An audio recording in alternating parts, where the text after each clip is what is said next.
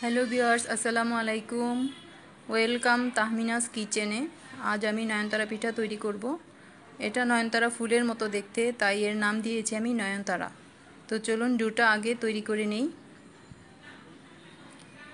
Do তৈরি করার জন্য আমি প্রথমে 2 কাপ পানি নেব,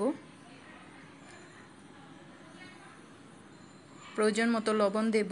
পানিটা ফুটে উঠলে চালের গুঁড়া দেব। পানিটা ফুটে উঠেছে, এখন চালের গুঁড়া দিব 2 কাপ। চালের গুঁড়া দিয়ে এটা ঢেকে চুলার আঁচ কমিয়ে 3 মিনিট সিদ্ধ করব।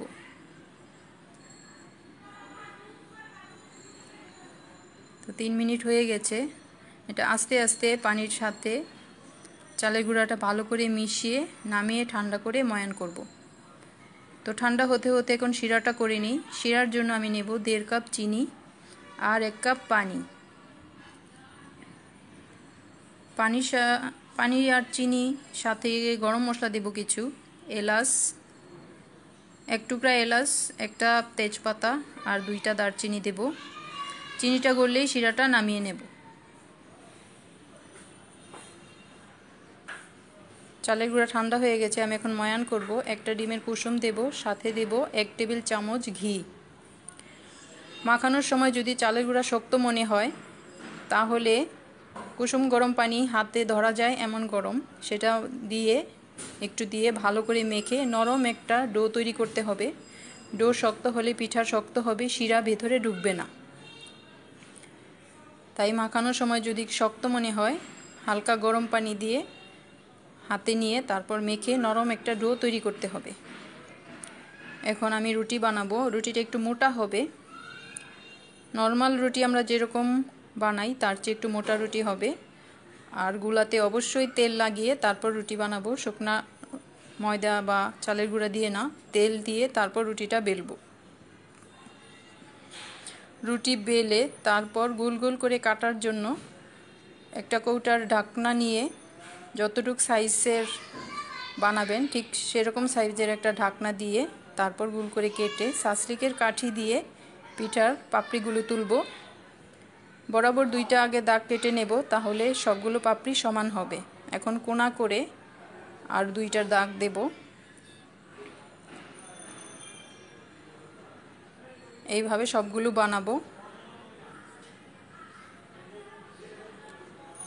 2 সাইডে দাগ দিয়ে নিলে তারপর পিঠার পাপড়িগুলো সমান হয়।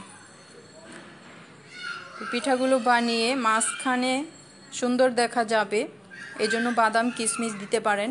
আমি এখানে চেরি কেটে তারপর মাঝখানে বসিয়ে নিয়েছি ছোট ছোট করে।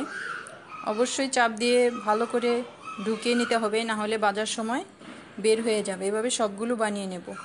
তো আমার পিঠা বানানো শেষ, এখন আমি ভাজবো।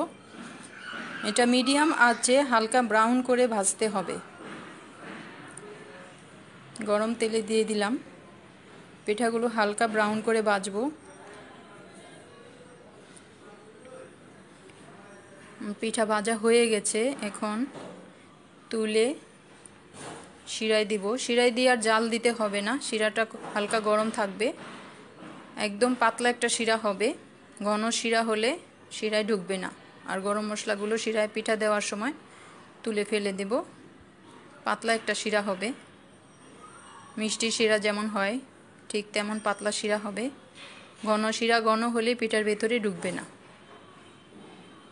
এইভাবে সবগুলো ভেজে তারপর তুলে নেব। 2 মিনিট শিরা রাখলেই পিঠার ভেতরে শিরা ঢুকে যাবে।